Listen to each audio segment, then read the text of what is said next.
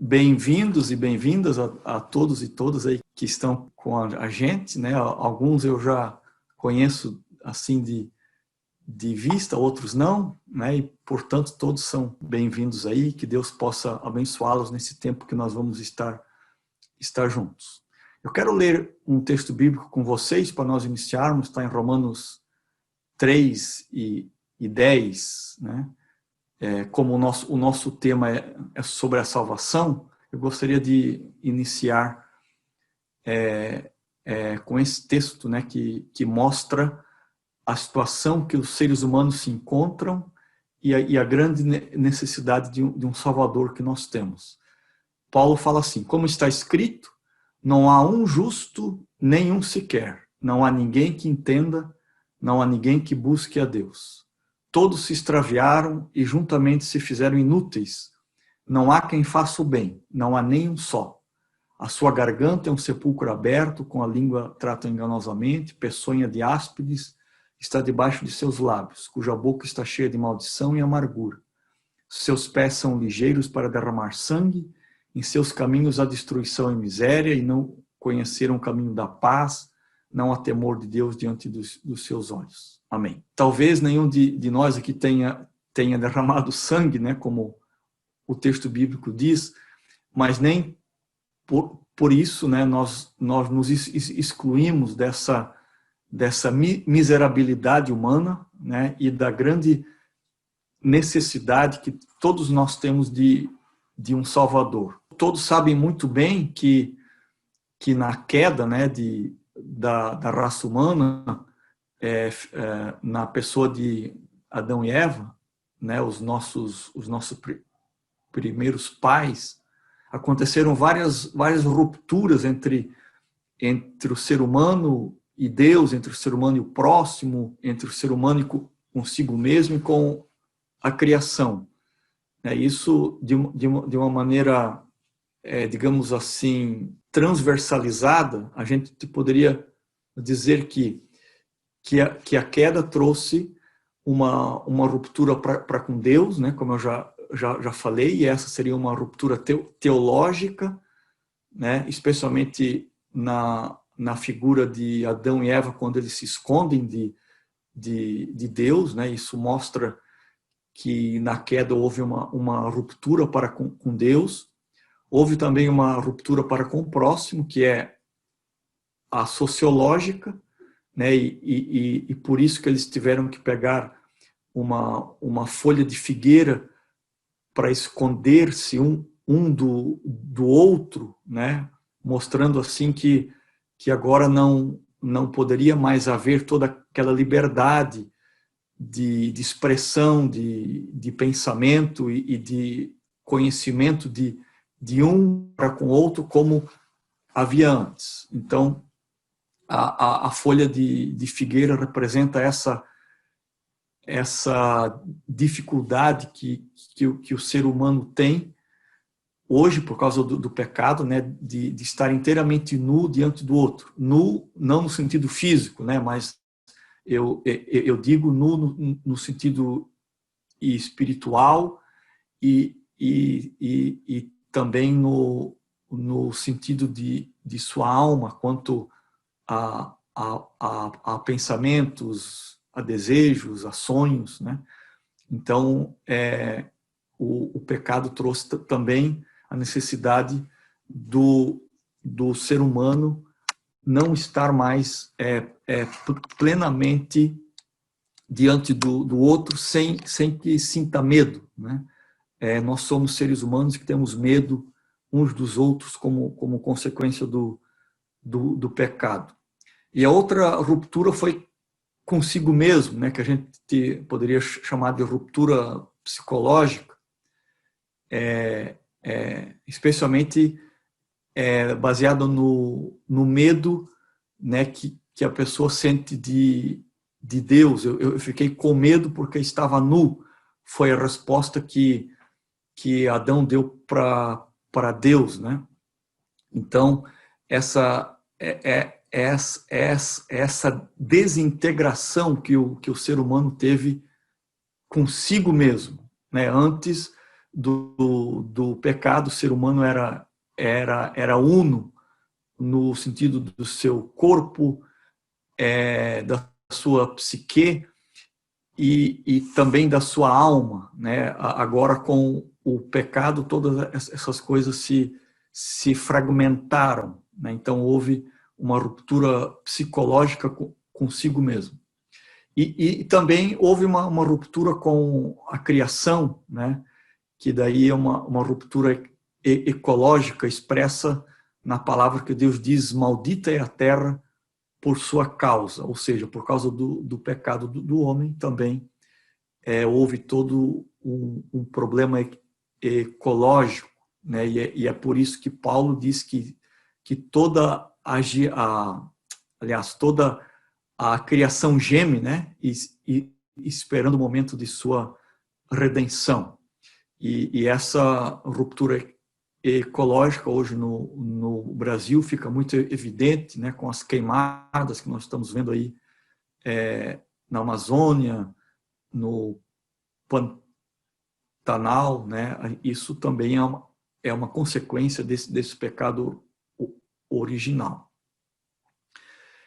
Então, houveram todas essas rupturas, né? Mas claro que essas rupturas não pegaram Deus de surpresa, porque ele desde sempre, como disse o apóstolo João, ele tinha já uma providência na pessoa do seu filho, o Cordeiro de Deus, morto desde a fundação do mundo. E justamente por causa disso, né, Deus não deixou a raça humana abandonada nessa ruptura que ela se entregou por causa do pecado. Deus providenciou o Salvador.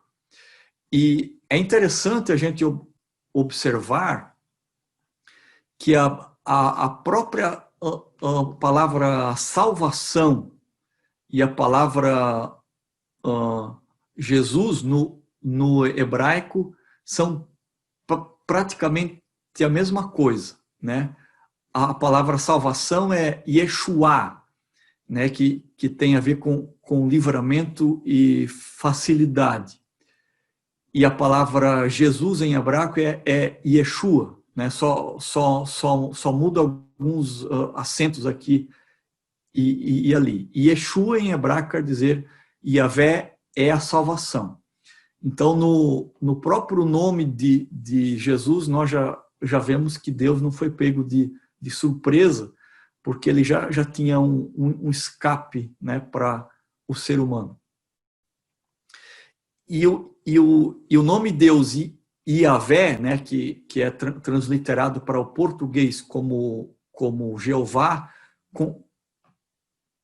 combina em si mesmo também a ideia de livramento, facilidade e salvação. E tem uma coisa muito interessante também no hebraico, né, que é a palavra shalom. A gente traduz a palavra shalom do hebraico de maneira muito simplista, dizendo que ela significa paz, né? E significa mesmo. Mas essa palavra shalom, ela é muito mais abrangente o sentido dela do que somente paz, né? Ela significa completude, saúde, bem-estar, harmonia e a própria paz, né? Ou algo que não foi violado, né? E tem a sua raiz comum com a palavra salvação, né? Que é Yeshua. Então, esse prefixo Shua é o mesmo prefixo e o mesmo sentido que vem em Shá, né? Em Shalom. Yeshua e Shalom. Então vejo que a própria palavra Shalom traz embutida em si também esse significado tão grande que significa a salvação, né? E com base naquelas rupturas que eu dizia antes, a gente pode afirmar que, da mesma forma, a salvação, ela quer, então, trazer a integralidade do ser, né? Tudo que foi perdido, né? A ruptura com Deus, a ruptura com o próximo, a ruptura consigo mesmo e a ruptura com a criação, através da salvação em Cristo, todas essas coisas, de novo, querem ser reconectadas, né? Ou querem ser religadas, como o próprio sentido da palavra religião quer nos ensinar. E no Antigo Testamento, a salvação ela está relacionada, por isso, né, que um dos seus sentidos é livramento, a escapar das mãos dos inimigos, a libertação da escravidão e o estabelecimento de qualidades morais e espirituais. E também diante de ameaças, né, o livramento diante de ameaças, de calamidade física, de perseguição, de escravidão, de doenças, da morte. Deus, nesses instantes, sempre promete a salvação no sentido da libertação do seu povo, livramento e cura. As narrativas do Antigo Testamento, elas têm em vista demonstrar como Deus sempre intervém na história do seu povo em amor, e com isso fica evidente seu imenso interesse em salvar a humanidade perdida. Nós temos vários exemplos no Antigo Testamento de momentos que Deus vem e intervém a favor do seu povo, a partir do momento em que esse povo grita por Deus, né? em que esse povo clama por Deus. Deus sempre vem ao encontro de novo e traz a salvação ao seu povo, né? Nós vemos isso, por exemplo, já lá com Agar, né? Essa mesma palavra hebraica, quando Deus dá o escape para Agar, ela também tem a ver com a palavra salvação. A mesma coisa acontece quando o povo de Israel vai para o Egito e começa a clamar por um livramento. Deus vem e livra o seu povo, né? Então, nós temos várias e várias vezes no Antigo Testamento, em Juízes, isso se dá muito, né? Quando Deus vem e livra o seu povo das mãos do inimigo, lhes abre sempre de novo um lugar espaçoso, os livra da fome, da peste e da doença, e os enche de bens. Então, todos esses sentidos no Antigo Testamento, eles, digamos assim, comprovam a providência de Deus para salvar o seu povo, né? Então, vejam que o conceito de salvação no Antigo Testamento é um conceito bastante amplo, né? Existe muitas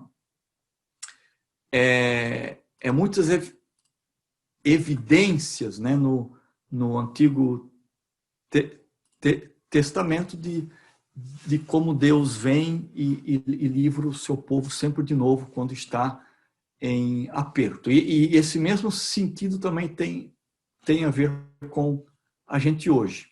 Quando nós vamos para o Novo Testamento, né, nós vamos ver, por exemplo, a palavra salvação, óbvio, né, que no grego vem de sotéria, que tem uma ideia de cura, de redenção, de remédio e resgate, né? E o latim, essa palavra também tem um sentido muito interessante, que é salvare, que tem a ver com tornar seguro, e também por salos, né? Então, vejam que no latim, tanto a palavra salvação quanto saúde, elas têm uma mesma raiz, né? Então, saúde ou ajuda em latim é salus, né? E todas essas palavras, elas querem dar a ideia, especialmente salvare, de um bem-estar físico, mental, social, espiritual, que é justamente o que a Bíblia quer dizer como cura, né? Redenção, remédio, completude, inteireza, integridade e integralidade, né? Então, vejo aqui de novo, nessa palavra sotéria, presente a questão da integralidade, né? Que é Deus querendo juntar de novo os pedaços, digamos assim, os pedaços quebrados do ser humano, os pedaços do ser humano que se romperam a partir da queda e do pecado, né? Então, vejam que a palavra salvação, às vezes nós, especialmente nós pentecostais, temos o hábito muitas vezes de achar que a salvação ela tem a ver com nos livrar do inferno e um dia nos levar para o céu, enquanto aqui a gente é obediente a Cristo. Isso é verdade, mas não se restringe apenas a isso, né? A salvação que há em Cristo, ela é muito mais abrangente e tem a ver com a vida como um todo, né? Todas as dimensões da vida, sem exceção, quer físicas, mentais, intelectuais, emocionais, sociais, psicológicas, enfim, todas as dimensões do ser humano estão encampadas quando Deus quer salvar o ser humano. Então, mesmo de forma muito extensa e abrangente, a salvação que Deus tem para os seres humanos.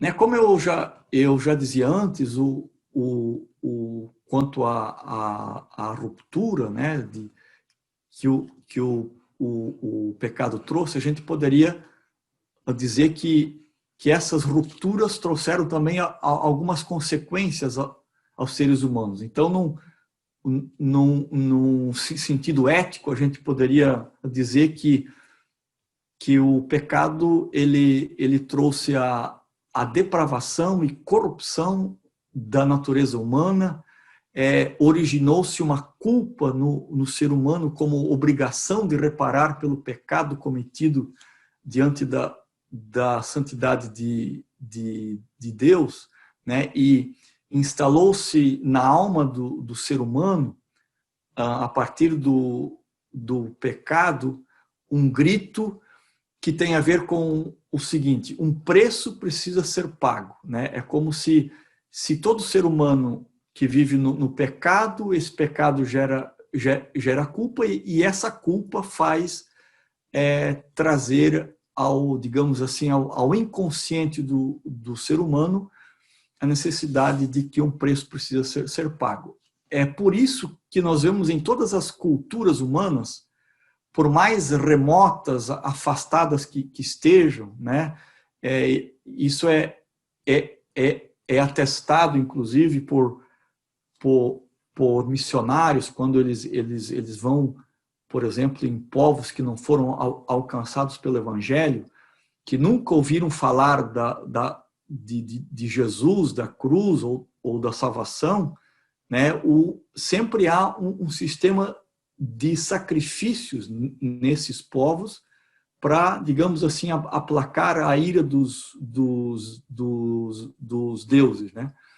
Isso tem a ver com esse grito antropológico que está dentro de cada ser humano, como fruto do pecado, gritando de que um preço precisa ser pago.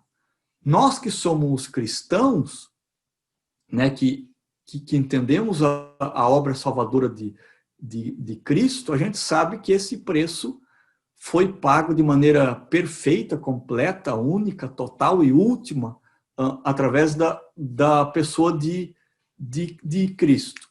Por isso, nós crentes precisamos nos nos agarrar com muita fé ao sacrifício de Cristo, para que esse grito antropológico dentro de nós, de que um preço precisa ser pago, não se transforme em legalismo, em observância de preceitos humanos, digamos assim, com vistas a alcançar a salvação. Então, existe um perigo aqui muito grande embutido neste grito antropológico dentro de cada ser humano. Se esse grito antropológico não for direcionado para a pessoa de Cristo, nós vamos sempre nos sentir culpados e sempre vamos estar procurando subterfúgios humanos meritórios para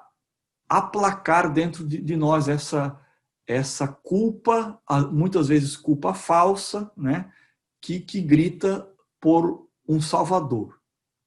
Então, aqui, de novo, eu reforço a necessidade que todos nós temos de, pela fé, nos lançarmos sobre o sacrifício de Cristo e abraçarmos esse sacrifício em toda a sua inteireza e completude, para que a gente não precise lançar mão de subterfúgios humanos para supostamente alcançar a salvação. E é muito fácil a gente incorrer nisso, né? Uma outra consequência do pecado, né, é que o pecado afastou o ser humano de Deus, né? O ser humano foi alienado de Deus, que é um estado natural do homem em pecado. Mas a salvação em Cristo proporciona este reencontro com Deus, religando a comunhão com o Criador, que é necessária e vital para todos os seres humanos. Então, a grosso modo, a gente poderia resumir dizendo que o pecado trouxe sobre o ser humano culpa, corrupção, ruptura, fraqueza, incapacidade, um grito na alma e alienação deste ser humano para com Deus. Por isso foi necessário que Deus enviasse o seu Filho para que pagasse o preço, para que todo aquele que nele crer não pereça, mas tenha a vida eterna. Né? E existem 3 instâncias humanas que essa promessa de salvação que há em Cristo opera. Nós temos a instância passada e momentânea, né, que é aquela que se refere ao sacrifício efetuado temporalmente por Cristo na cruz, no tempo passado, e a imposição do alcance desta morte ao pecador, agora redimido, e que confiou em Cristo para o perdão, tornando-se assim filho de Deus e co-herdeiro de Cristo. A outra instância de abrangência da salvação da morte de Cristo, ela é presente e progressiva, né? No sentido de que a salvação, embora completa e perfeita em Cristo, ainda se opera em nós através da ação santificadora do Espírito Santo, que é demonstrada nas nossas atitudes transformadas, nas nossas palavras transformadas e nossas ações transformadas, especialmente demonstrando o fruto do Espírito, que mostra o que aconteceu internamente em nós através da salvação de Jesus, que já ocorreu no passado. E a terceira instância da salvação, então, ela é futurista e escatológica, que é a finalização definitiva da salvação, em que o pecado e a morte não terão mais qualquer domínio sobre o crente, e quando nós, então, estaremos para sempre com o Senhor. Então, a salvação aponta para o passado, num ato histórico efetuado por Cristo. Aponta para o presente, no processo de santificação que o Espírito Santo opera em nós. E aponta para o futuro, que é o estado perfeito em que nós nos encontraremos quando estaremos para sempre com o nosso Senhor. E talvez haja uma curiosidade por parte de vocês, né? No sentido de perguntar sobre o processo de salvação, como se dá esse processo. Eu dizia antes que eu não ia mostrar, mas talvez... Bom, eu teria aqui um slide, mas não é nada também tão importante, eu posso falar sobre ele. O processo de salvação, né, ele se dá em três instâncias básicas. A justificação, a regeneração e a santificação, né? A justificação, ela se dá através de Cristo e pela fé. Então, eu não consigo tornar-me justo por mim mesmo. É um processo que me é imputado pelo sacrifício perfeito, completo e final operado por Cristo. Mas para que o processo de justificação aconteça em mim, eu preciso entrar com o elemento fé, né? Se eu não entrar com o elemento fé, e essa, embora também produzida em mim pelo Espírito Santo, através da graça preveniente, que nós já vamos falar sobre ela, eu preciso lançar mão da justificação que há em Cristo através da fé. A justificação tem a ver com o fato de Deus me declarar justo através de Cristo, como se eu nunca tivesse cometido nenhum pecado, porque a justiça de Cristo é atribuída sobre mim, eu com pecado, Cristo sem pecado. Como é a justiça dele que vem sobre mim, logo eu me torno diante de Deus como se eu nunca houvesse cometido nenhum pecado, por mais graves pecados que eu possa ter cometido, por mais rebelde que eu tenha sido, né? Uma vez justificado em Cristo, diante de Deus, é como se eu nunca tivesse cometido nenhum ato falho, nenhum pecado ou coisa dessa forma. Mas para isso, eu preciso lançar mão disso pela fé. E quando eu entendo que eu sou justificado por Cristo diante de Deus, de formas que eu não tenho mais nenhuma acusação, né?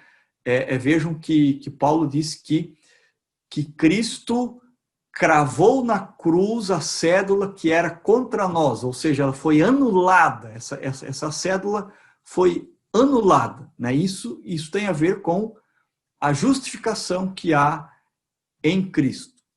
Por isso, é inadmissível que um cristão que pela fé tenha lançado mão da sua justificação que há em Cristo, esse cristão ele não pode mais sentir culpa pelo passado dele, porque uma vez ele justificado diante de Deus, não tem mais porquê esse cristão sentir culpa. Ele deve sentir-se livre, completamente livre de qualquer pecado e culpa, porque ele foi justificado diante de Deus através da fé no sacrifício de Cristo. Então, justificação é um ato divino.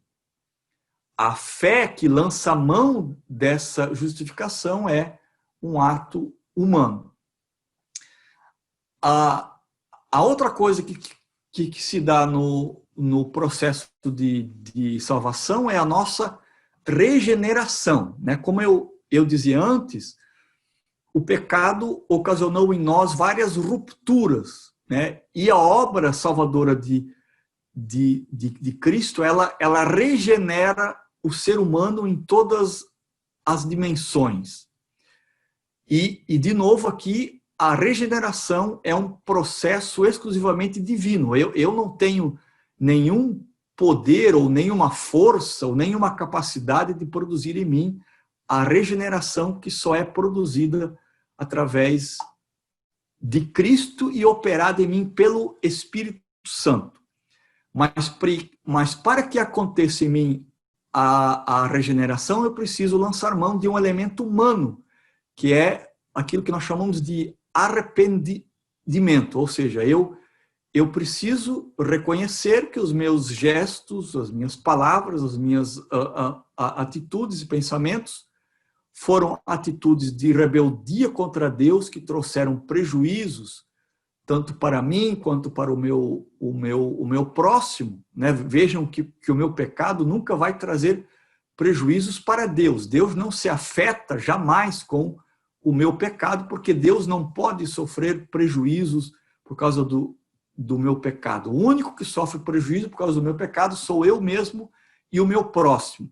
E é por isso que eu preciso me arrepender, né? Arrepender tem a ver aqui com aquela palavra tão conhecida, né, do Novo Testamento, usada por Paulo, que é metanoia, né? A metanoia é reconhecer o erro e se arrepender dele de tal maneira de que não há mais o desejo de repetir aquele erro, né? Então, a regeneração é um processo divino, operado no crente pelo Espírito Santo, tendo como princípio humano o arrependimento. Não é possível um crente ser regenerado pelo Espírito Santo se ele não se arrepender daquilo que ele fez de errado. Mas aqui, de novo, o arrependimento ele não brota de mim assim de maneira tão simples. Para que haja o arrependimento, eu preciso ser convencido pelo Espírito Santo. Mas uma vez convencido pelo Espírito Santo, a decisão cabe a mim, né? Não, embora o Espírito Santo me convença do meu pecado, eu preciso reconhecer esse estado, né? E esse reconhecimento é demonstrado através do meu arrependimento. E um outro estágio do processo de salvação é a santificação, né? Essa também operada pelo Espírito Santo num movimento de sinergia entre o Espírito Santo e o crente, né? E esse processo de santificação que se dá com a salvação, a santificação, nesse sentido, ela tem duas fases.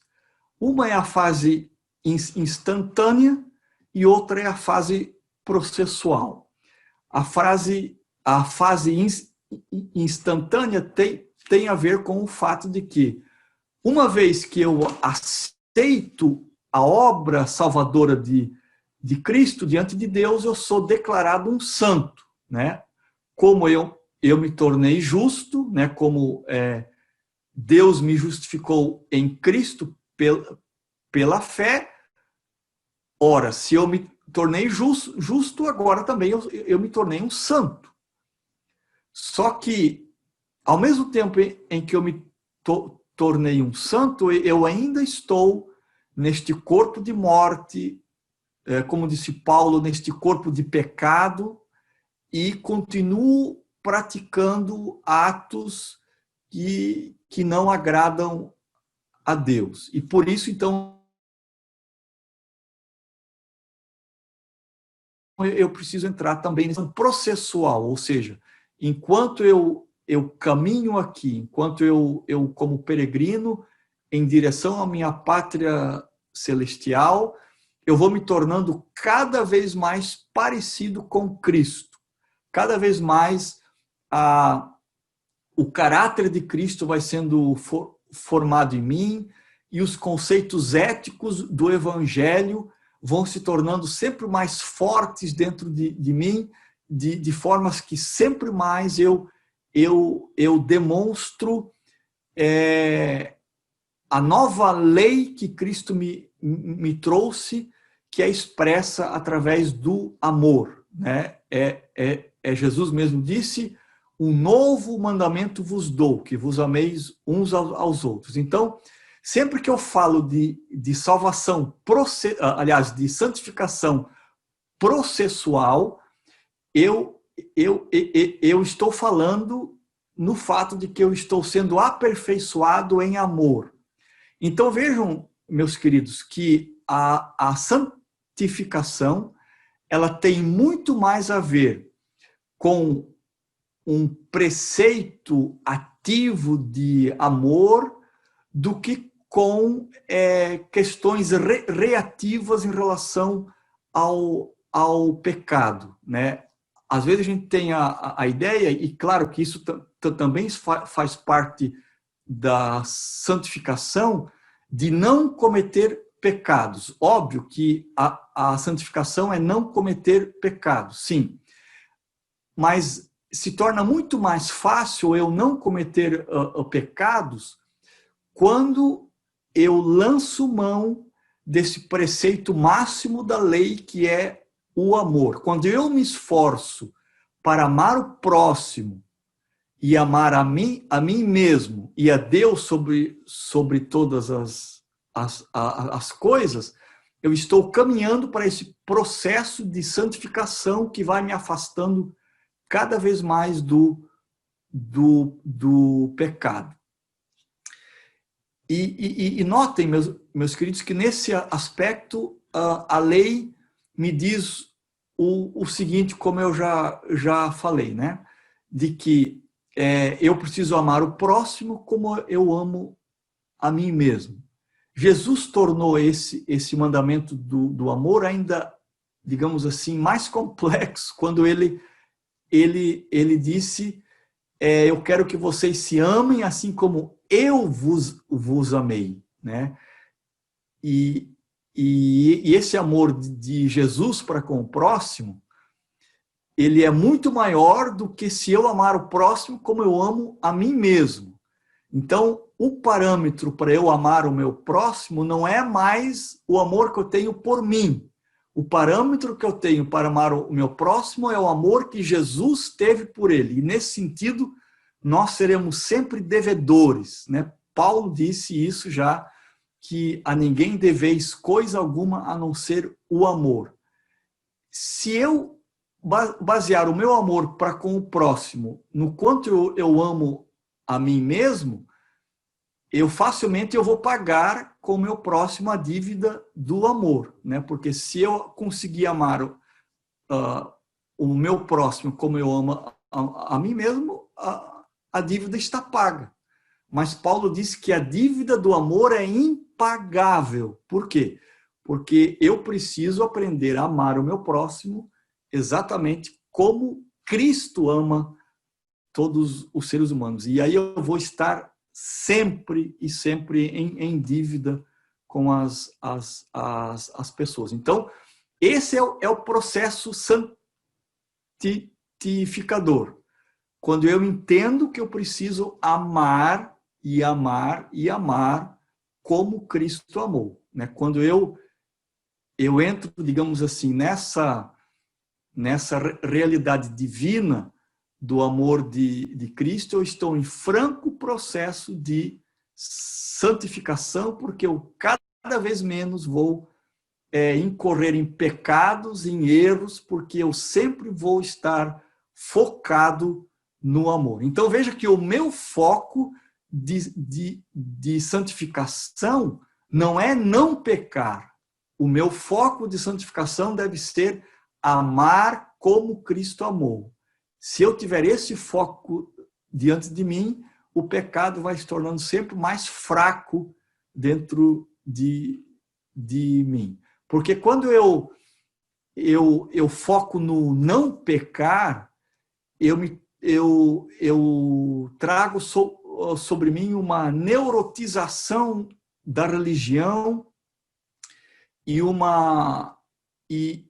legalismo intenso, né? E vocês sabem que Jesus, nos seus diálogos com os fariseus e com os mestres da lei na época, as maiores críticas que ele fazia era quanto à excessiva observância de preceitos. Então, é como se Jesus dissesse assim: esqueçam os preceitos, o que vocês precisam é amar. Se vocês amarem, os preceitos serão automáticos, né? Você não precisa se focar nos preceitos, se foque em amar. Se você se focar em amar, automaticamente você estará num processo de santificação.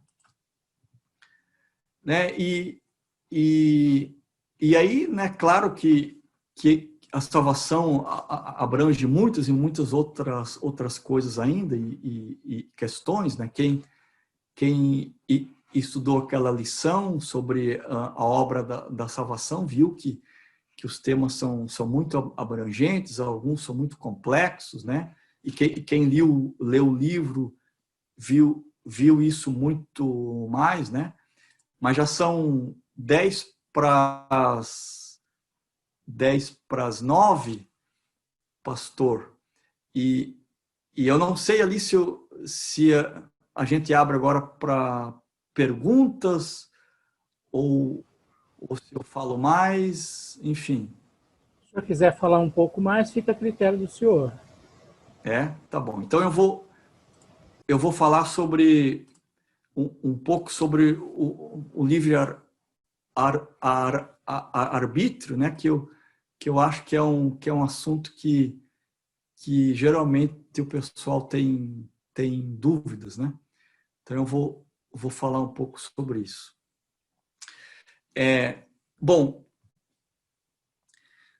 existe uma diferença, algumas diferenças, obviamente, que vocês sabem, entre o arminianismo e o calvinismo, né? Ambos acreditam, né, na depravação total do ser humano. E quando nós falamos em depravação total, nós estamos dizendo com isso, além dessa palavra feia já que carrega, que é depravação, mas isso também quer dizer que o ser humano por si só não tem condições de crer, né? O ser humano só pode crer quando vem sobre ele a graça preveniente, ou seja, a graça preveniente é uma obra exclusiva de Deus sobre o ser humano, capacitando para crer na obra salvadora de Cristo, né? Nós não podemos criar esse desejo e essa vontade de receber a salvação que há em Cristo, a não ser que Deus envie sobre nós a sua graça preveniente. E isso é um gesto divino sobre nós, os seres humanos, nos preparando para a salvação.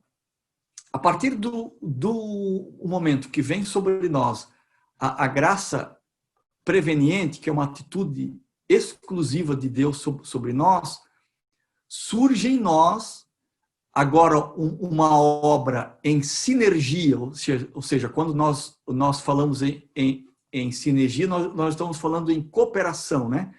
Entre o Espírito Santo e o ser humano, provocando em nós o desejar real, ou seja, o ser humano, a partir disso, passa a desejar a salvação. Então, embora Deus envie a sua graça preveniente, eu preciso dar uma resposta a essa graça preveniente que se chama o desejar real.